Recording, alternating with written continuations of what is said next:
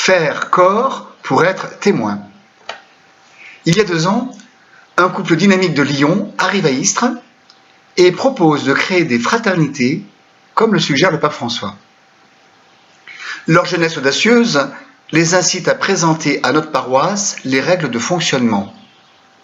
Des équipes de 8 à 10 personnes, rencontre le jeudi soir de 20h à 21h30 chaque quinzaine, temps convivial, lecture de l'évangile du dimanche d'après, partage sur cette parole, des chants et un temps de prière. Eh bien, Maryse et moi savons que nous ne pourrons pas suivre un tel rythme à cause de nos engagements divers. Pourtant, nous nous entendons répondre « oui ». Sans doute parce que nous ne pouvons pas admettre de laisser une telle initiative missionnaire dans la désespérance de trouver un public.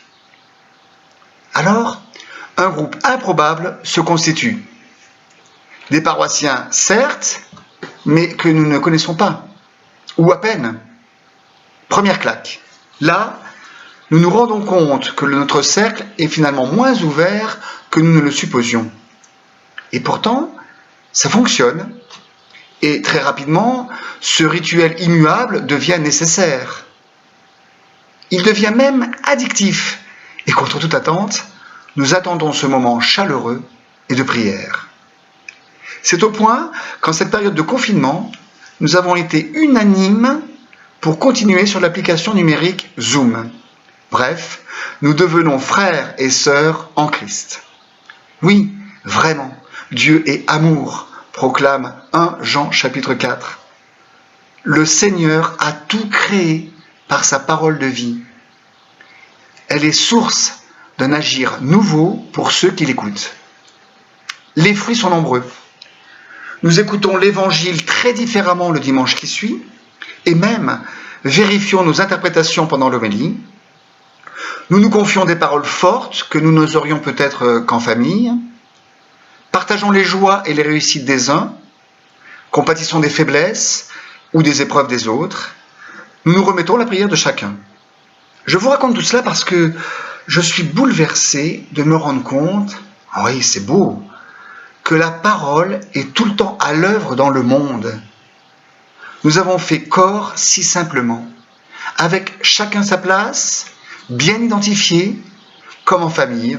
Et ça, c'est la joie. Voilà comment j'ai expérimenté faire corps. À cette étape de la retraite, nous lisons la première lettre de Paul aux Corinthiens, chapitre 12, verset 13. Voici le contexte. On est en 55 de notre ère. Paul a choisi cette grande ville de 400 000 habitants parce qu'elle est cosmopolite, célèbre pour sa débauche et la prostitution. C'est une terre de mission. Précisons que c'est là qu'il a rencontré un couple, Priscille et Aquila, il y a 3 ans. Tout ceci est important à savoir parce que l'on pourrait croire, que Paul était seul à évangéliser. Or, il n'en est rien. Il y a ce couple, mais aussi Barnabé, Urbain, Persis, Timothée et tant d'autres collaborateurs. 2, on pourrait croire aussi qu'en cette période, la mission était plus facile. Mais il n'en est rien. Lisons le verset. C'est dans un unique esprit, en effet, que nous tous, juifs ou païens, esclaves ou hommes libres, nous avons été baptisés pour former un seul corps. Tous, nous avons été abreuvés par un unique esprit. Quel magnifique message. Alors, que dit Paul ici ? Eh bien, j'attire votre attention sur 2 expressions. 1, nous sommes le corps du Christ. Chacun de nous est un membre de ce corps. 2, chacun reçoit la grâce de l'Esprit pour le bien du corps entier. Le baptême, c'est le moment où l'Esprit vient nous visiter, nous sommes plongés et abreuvés. Mais alors ça a des conséquences. Dieu nous aime un par un avec tous nos frères au point qu'il ne nous lâche plus.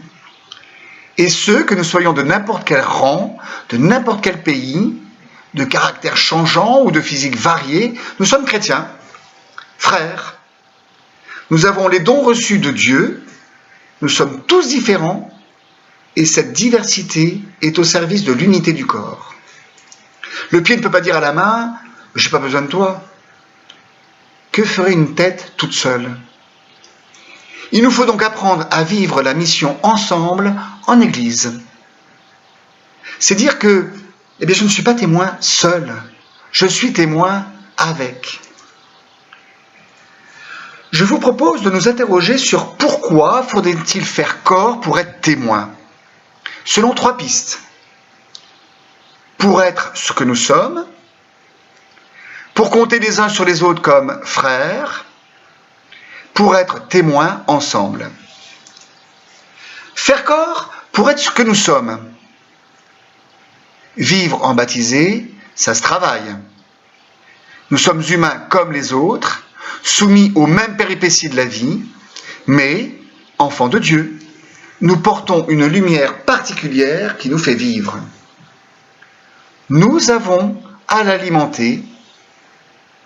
Comme Nathalie aime à le dire, nous sommes tous des merveilles de Dieu.